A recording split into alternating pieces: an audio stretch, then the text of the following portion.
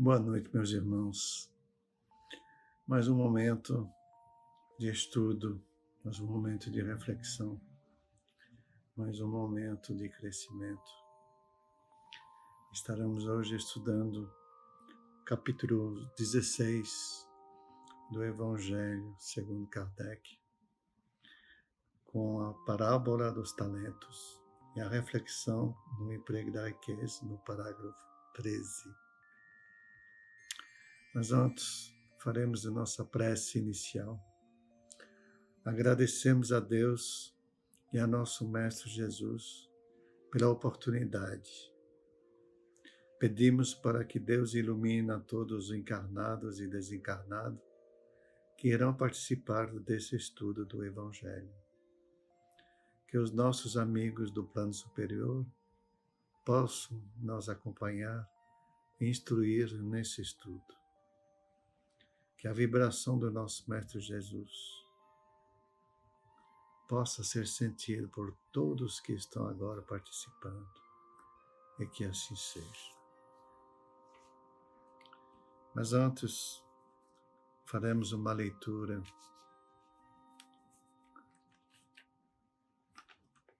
decisão e atitude. Sua decisão no momento responderá pelos seus dias futuros. Não se precipite. A meditação ajudará a discernir com clareza e segurança. A indecisão prolongada gera a complicação do problema a resolver por mais adiado que permaneça.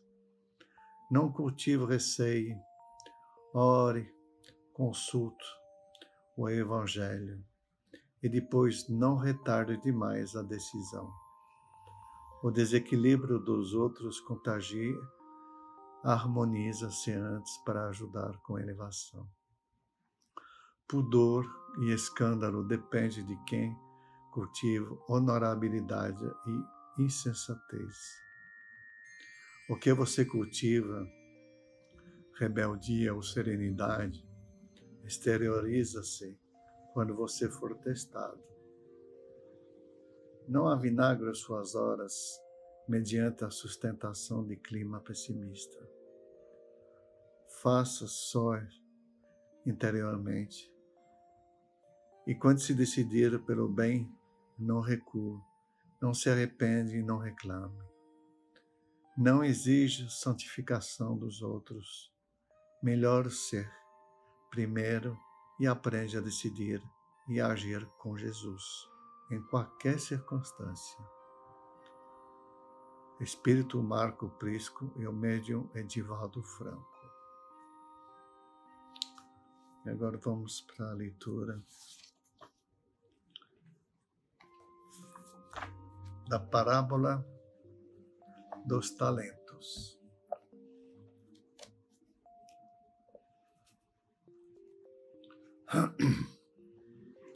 O Senhor age como um homem que, tendo de fazer longa viagem fora do seu país, chamou seus servidores e lhe entregou seus bens, depois de dar 5 talentos a um, 2 a outro e 1 a outro, a cada um segundo a sua capacidade. Partiu imediatamente. Então, o que recebeu 5 talentos foi-se, negociou com aquele dinheiro e ganhou 5 outros. O que receberá 2 ganhou do mesmo modo outros tantos. Mas o que apenas recebeu 1, cavou um buraco na terra e aí escondeu o dinheiro do seu amo. Passado longo tempo, o amo daquele servidor voltou e os chamou a prestar contas. Veio o que receberá 5 talentos, ele apresentou outros 5, dizendo: Senhor, entregaste-me 5 talentos. Aqui estão, além desses, mais 5 que ganhei. Respondeu-lhe o amo: servidor bom e fiel. pois que foste fiel em pouca coisa, confiar-te muitas outras. Compartilha da alegria do teu Senhor. O que receberá 2 talentos, apresentou-se a seu turno. Ele disse: Senhor, entregaste-me 2 talentos. Aqui estão, e além desses 2 outros que ganhei. O amo lhe respondeu: Bom e fiel servidor, pois que foste fiel em pouca coisa, confiar-te-ei muitas outras. Compartilha da alegria do teu Senhor. Veio em seguida o que recebeu apenas 1 talento e disse: Senhor, sei que és um homem severo, que ceifas onde não semeaste e colhes de onde nada puseste. Por isso, como te temia, escondi o teu talento na terra. Aqui os tens, restitui o que te pertence. O homem, porém, lhe respondeu: servidor mau e preguiçoso, se sabes que ceifa onde não semei e colhe onde nada coloquei, devia pôr o meu dinheiro nas mãos de banqueiros, a fim de que, regressando, eu tirasse com juros o que me pertence. Tirem-lhe, pois, o talento que está com ele e deem-no ao que tem 10 talentos. Porquanto dar-se-á a todos o que já tem, e esses ficarão acumulados de bens. Quanto àqueles que nada têm, tirar-se-lhe a mesmo o que parece ter, e seja esse servidor inútil, lançado nas trevas exteriores, onde haverá prantos e ranger de dentes. Uma parábola. Nós estamos numa época que a parábola era uma consultoria divina. Não tem hoje os empresários que chamam os grandes técnicos para tentar alavancar melhor os negócios? Esses mesmos negócios que irão mais para frente frutificar? Igual, por exemplo, vocês podem contar um saco, quantas sementes tem dentro de um saco, mas não sabe quantas frutas essas sementes poderão dar. Mas a parábola é a semente, é a consultoria divina. Então, Jesus era o porta-voz de Deus.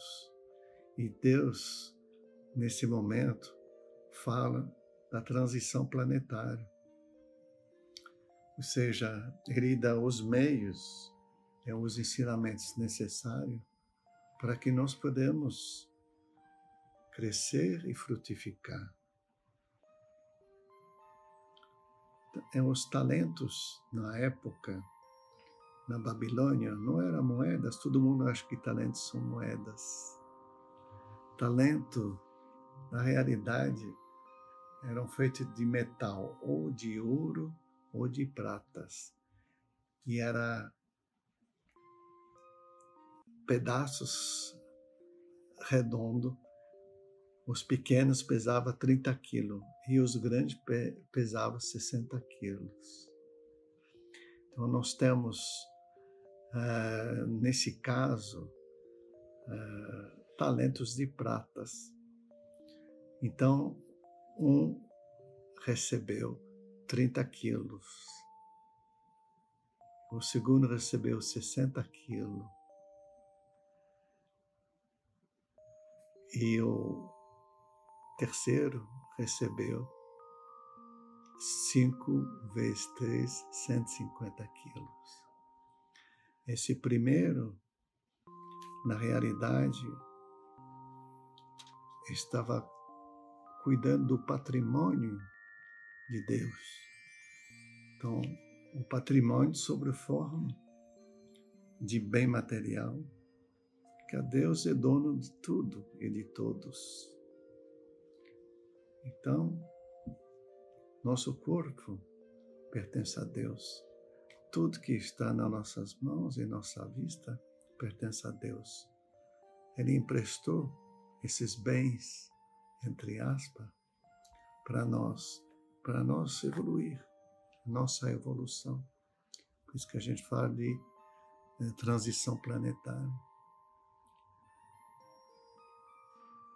Então, o peso, segundo também,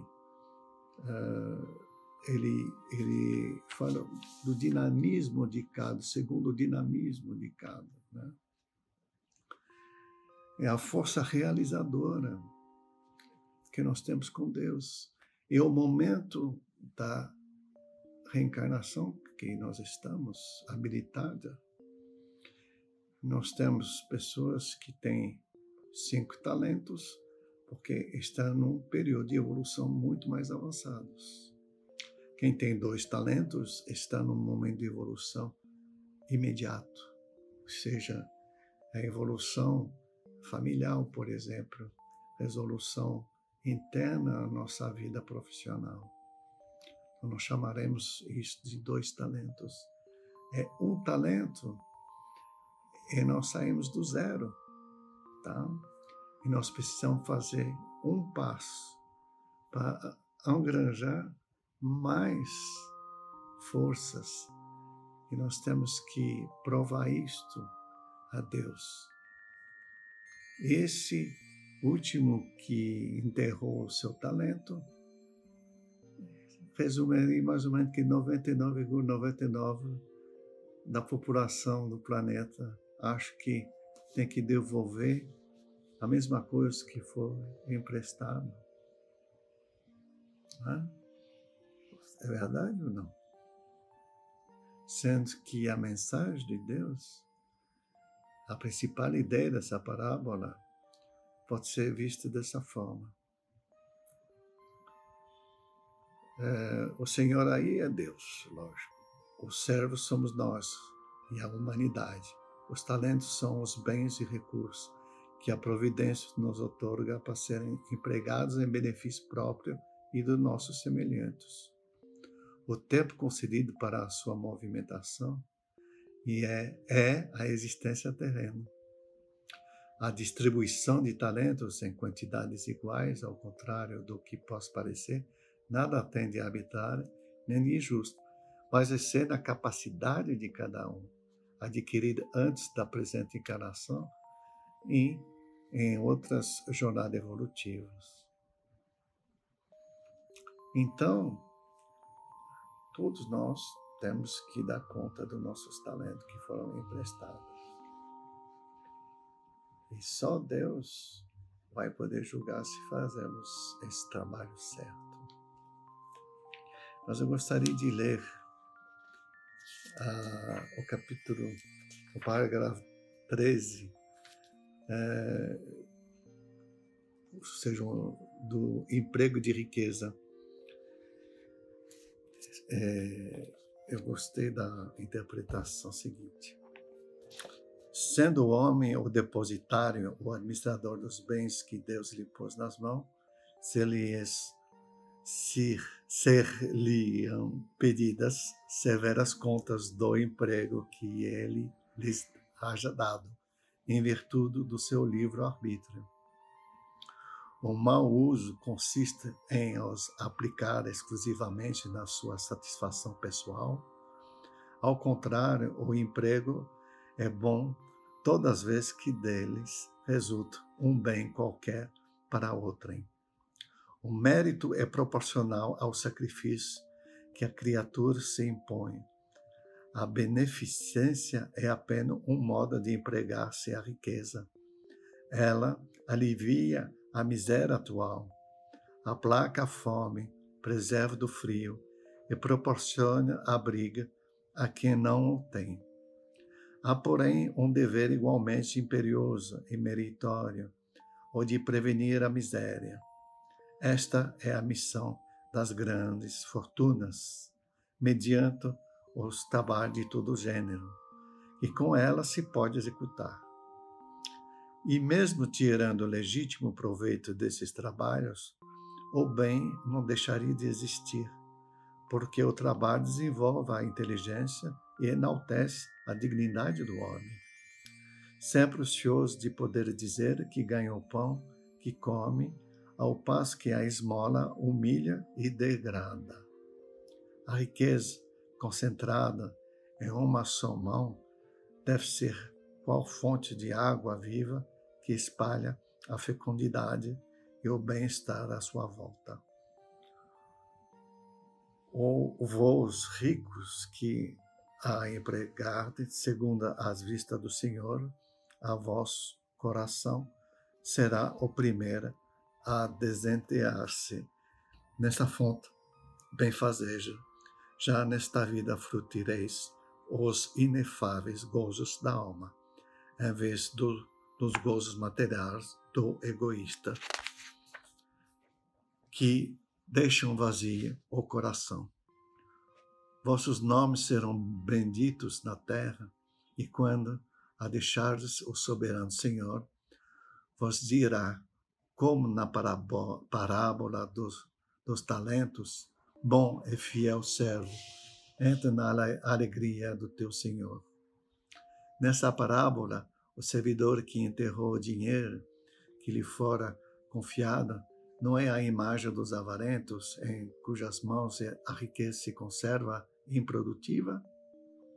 Se, entretanto, Jesus fala principalmente de esmolas, é que naquele tempo e no país em que ele vivia, não se conheciam os trabalhos que as artes e a indústria criaram depois e nas quais as riquezas podem ser aplicadas utilmente para o bem geral. A todos que podem dar, pouco ou muito, direi, dá esmola quando for preciso, mas tanto quanto possível. Convertei-a em salário, a fim de que aquele que receba não se envergonhe dela. Espírito Fenelon, em Argel, em 1860. Então, na realidade, gente, vamos imaginar que um talento, esse servidor que foi, vamos dizer, esculachado por Deus ou pelo Senhor que emprestou o talento, esse servidor, ele foi excluído da propriedade, ou seja, ele está voltando no tempo, em várias reencarnações, para poder voltar e realizar a frutificação do seu talento, tá? Em vez que os outros que aplicaram e desenvolveram as aptidões, vamos pensar que um dos 5 talentos do primeiro servidor seja sorrir. Sorrir, simplesmente. Sorrir é um talento multiplicador. Quantas pessoas você vai sorrir? Todo mundo vai sorrir para você. Dificilmente uma outra pessoa não vai sorrir. Vamos pensar em outro talento desse servidor que ganhou 5. O talento da caridade. Ele pode, por caridade, ajudar uma pessoa sem saber que essa ajuda vai ser de extrema importância, multiplicador de amor numa família. E assim por diante. Cada um resolve usar suas próprias qualidades, seguindo o Evangelho de Jesus. Quem tem poucos talentos tem o suficiente para reanimar sua própria família. Resolver fazer as pazes com a esposa é uma paz que é multiplicadora também. Não se trata só de riquezas materiais, onde que a nossa casa é desprovida, não existe riqueza material. Nós temos que trabalhar a riqueza no amor, do amor. E, por exemplo, quem tinha um talento e não usou, Eu vou dar um outro exemplo. Você ganha uma tela para pintar, pincéis e mais tintas. E aí você olha e diz, olha, é melhor não mexer, que eu vou fazer uma porcaria. Eu vou deixar bem tranquilo. E a pessoa esquece essa tela, essas tintas que vão secar, esses pincéis que vão se despenar. E essa pessoa vai, um dia, embora. E o que aconteceu? Esse talento ficou enterrado. Ele poderia ter feito qualquer coisa, mas ele tinha os instrumentos para resolver. E não o fez. Ele vai ter que voltar numa outra encarnação para pegar a tela, pincel e tinta. A ideia é que o homem está nesse planeta de férias é exatamente enterrar essa grande oportunidade que nós temos de avançar na vida, de crescer, de aprender e de, claro, evoluir.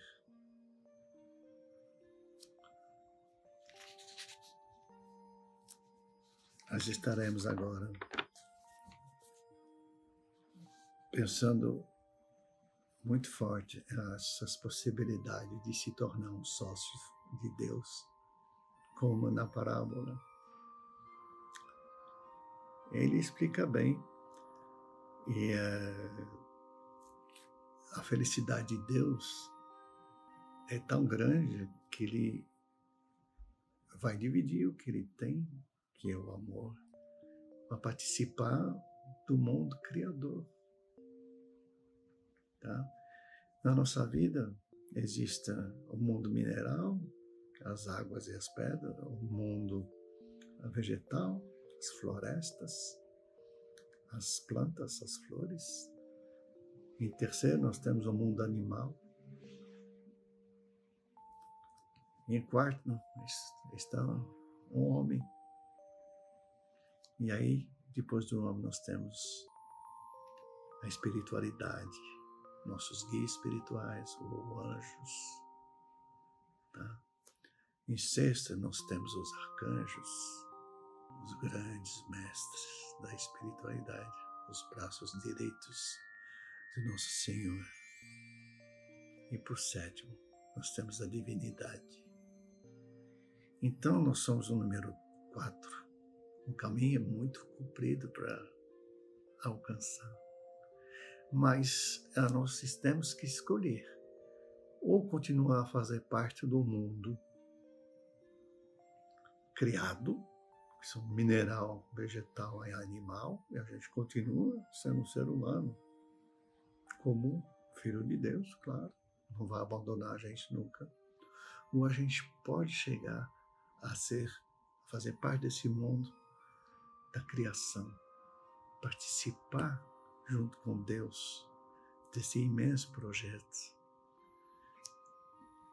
Vamos estudar essa consultoria divina com essa parábola. E agora nós vamos encerrar esse estudo com nossa prece final. Agradecemos a todos que participam nesse Evangelho, principalmente nossos benfeitores espirituais que nos assistiram e guiaram para um bom entendimento. Pedimos que nos ajudem a pôr em prática os ensinamentos do Evangelho aqui aprendidos e que possamos nos sentir fortificados na prática do bem e do amor ao próximo. Desejamos aos nossos irmãos sofredores a ajuda necessária para seu adiantamento e o perdão por qualquer falha que podemos ter cometido com eles. Pedimos que nos livrem dos maus pensamentos, que nos ajudem a não darmos entrada a nenhum mau espírito que queira nos induzir ao mal. é que Deus, nosso Mestre Jesus, e os bons espíritos, como nosso guia Bezerra de Menezes, possam nos guiar no caminho do bem e nos envolvam em um manto de muita luz e amor. E que assim seja. Muito obrigado a todos. Boa reflexão.